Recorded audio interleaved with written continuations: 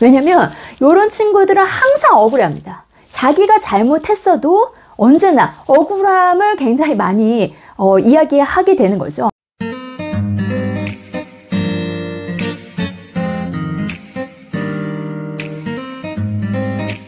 안녕하세요. 나는 선생님이 행복했으면 좋겠습니다. 저자 노전입니다. 오늘은 본론으로 바로 들어가서요. 우리 반 학생이 어떤 또 문제 상황을 일으켰을 때 그런 경우에 대해서 한번 생각해 보도록 하겠습니다. 일단 선생님이 그 문제 상황을 딱 접하시면 가슴이 철렁하면서 또 굉장히 감정이 다운되는 것을 느끼게 되실 것 같습니다. 아이에 대한 실망감일 수도 있고요. 믿었던 만큼 어쨌든 괘씸한 그런 느낌일 수도 있고요. 근데 어쨌든 여기서 중요한 것은 그 아이가 우리 반 아이이기 때문에 그 부정적인 감정이 더 많이 들 수밖에 없다는 것이죠.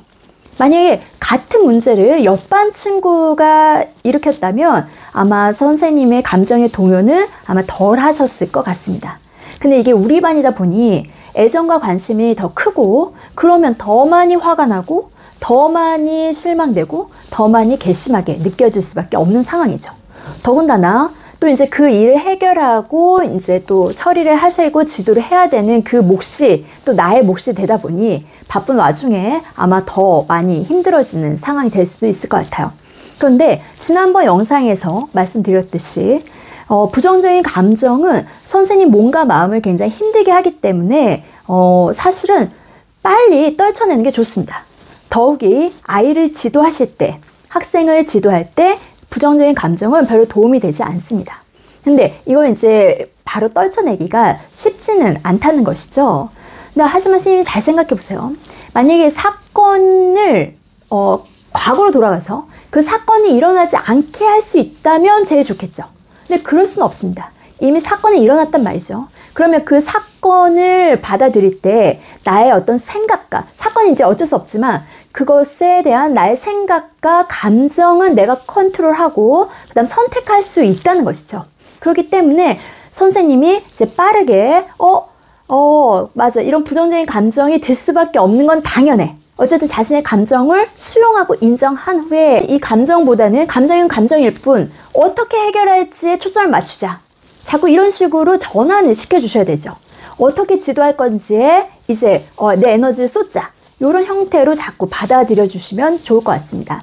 그런데 만약에 그냥 좀 따끔하게 혼을 냈을 때 바로 수용하고 수긍하는 친구라면 그렇게 지도를 하시면 되겠죠.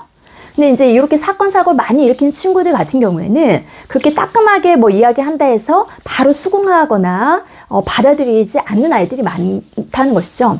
굉장히 반항을 하거나 반항은 하지 않더라도 그냥 듣고는 있지만 굉장히 얼굴에 그 반성의 표정이 전혀 없는 그런 경우의 아이들이 많을 수밖에 없는 것 같습니다. 선생님들께서 이제 이런 경우에는 어떤 솔루션을 이제 갖고 계시면 좋겠느냐 하면요. 선생님, 이런 아이들은 물론 그런 아이들도 이제 더 단호하게 이제 좀 따끔하게 또 언성을 높여서 이야기를 할 때가 필요할 수도 있는데요. 그런데 이제 오히려 이런 친구들 같은 경우에는 마음의 문을 먼저 열고 지도를 하셔야 됩니다. 그러니까 아이의 마음의 문을 열고 지도를 하셔야 되는 거죠.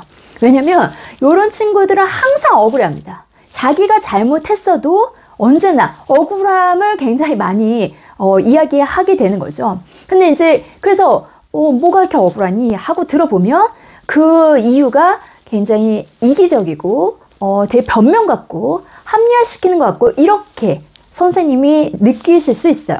그러다 보면 논리적으로 이제 왜 그게 이기적인 이유가 될 수밖에 없는지를 막 이렇게 이야기하시지만 이제 아이는 그거를 그렇게 논리적으로 받아들이기도 어려울 뿐더러요. 그리고 머리로는 선생님 말씀이 옳다 해도 이제 감정으로 그걸 인정하지 않는 경우가 많이 있을 수 있다는 것이죠. 그래서 이런 친구들은 일단 마음의 문을 열어야 됩니다. 그럼 이제 마음의 문을 어떻게 이제 열어야 되느냐, 이제 그게 궁금하시잖아요. 이제 이 친구들을 지도하실 때 잘못된 행동일지언정 그 친구가 그 행동을 했을 때는 어떤 이유가 있어요. 이유가. 그리고 대부분 우리가 모든 인간들은요, 어떤 행동을 했을 때 스스로 이제 그 행동을 통해서 뭔가 얻어지는 이제 원하는 무엇인가 얻을 수 있을 때 행동을 하고 이제 그런 선택을 하게 되는 것이거든요. 그래서 이게 옳은 행동은 아니었을지 모르지만 이제 그 이유를 아이에게 물어보셔야 되는 거죠. 근데 이때 문제가 되는 건 그 아이가 말하는 이유가 내가 듣기에는 변명이나 합리화처럼 들릴 수밖에 없기 때문에 이제 사실 지도가 굉장히 어려워지는 겁니다. 이게 무슨 말이냐면 선생님, 이거는 그 학생이고 어른이고 여서 벌어지는 일이 아니라요. 모든 인간은요, 이거는 어른들의 세계에서도 마찬가지입니다. 모든 인간은요, 자신의 세계관이 있어요. 그래서 자신이 바라보는 어떤 기준 틀이 있다는 거죠. 내가 나의 세계관으로 바깥을 바라보는 어떤 기준의 틀이 있습니다. 그러다 보니 사실 내 기준 틀에서 보면은 뭐 친한 친구든 친한 가족이든 다른 사람의 어떤 행동에 대한 이유조차도 나에게는 변명이나 합리화처럼 느껴지는 경우들이 종종 있습니다. 그와 마찬가지로 이제 아이가 이야기하는 것들이 정말 이제 사실 내가 느끼기에는 너무 이기적인 이유일 수도 있고 그 다음에 그런 변명 같은 이유일 수도 있다는 것이죠. 자신들만의 어떤 그 기준 틀이 있기 때문에 그런데요. 선생님이 아이들의 마음의 문을 여시는 건요. 아이의 말을, 아이의 이유를 들어주실 때에는 그 순간만큼은 어떤 잘잘못을 따지지 말고 그 다음에 어떤 평가나 판단을 하지 않고 일단 그냥 아이의 입장에서 그대로 받아들여 주시려는 노력을 하는 게 중요한 것 같습니다.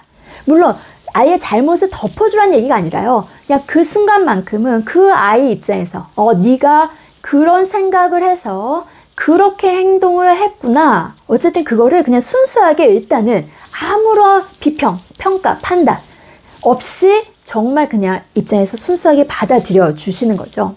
그러면 아이 입장에서 어쨌든 나의 이유가 정말 그대로 온전하게 스님이 인정해 주시고 받아들여 줬다라고 아이가 느끼게 되면 자신의 마음의 문을 열 수 있게 됩니다.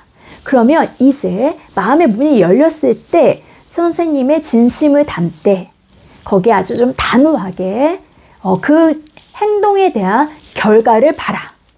그런데 그 결과가 좋지 않았다면 너의 행동에 대한 넌 책임을 네가 질 수 있어야 하고 그리고 항상 무언가 행동할 때는 어떤 결과가 생길지까지 생각해 볼 수 있어야 된다는 것을 아주 단호하게 이야기를 해 주실 수 있으면 좋은 거죠. 이제 사실 이게 학기 초에 하면 좋아요. 학기 초에 이제 일관성 있게 항상 선생님이 이제 감정을 다운시키고 좀 더 이성적인 마음에서 아이가 아주 말도 안 되는 이유를 이야기할 수 있지만 그럴 수 있다는 걸 전제하시되 일단 이유를 물어보시고 이유를 이야기할 때는 내 기준 틀에서는 정말 용납이 되어지지 않지만 아이가 말하는 그 순간에는 온전하게 그 아이 있는 그대로 지금 그게 미숙하고 아직은 부족하고 아이의 좀 시야가 좁더라도 일단 그 아이의 이유를 온전하게 받아들여 주시면 그 아이가 느끼게 되면 어느 정도 마음의 문을 열 것 같습니다. 그러면 그 이후에 선생님의 단호함과 그 다음에 그 안에 진심과 믿음과 그 아이에 대한 인생에 대한 어떤 긍정의 힘을 담아서 거기에 이제 선생님의 이야기를 해주시면 아마 아이가 처음에 이제 그렇다 해서 뭐 바로 또 바뀌진 않겠지만 일관성 있게 그렇게 이제 진행을 하시게 되면은 아이가 점점 말썽을 일으키는 횟수가 줄어들고 그리고 조금이라도 선생님과 좀 원만한 관계를 유지하기 위해서 아마 노력해 나갈 수도 있을 것 같습니다. 선생님들 학기 말입니다. 많이 힘드시고 바쁠 이제 시기가 왔습니다. 힘내시고요. 다음에 더 좋은 영상으로 찾아뵐 수 있도록 노력하겠습니다. 감사합니다.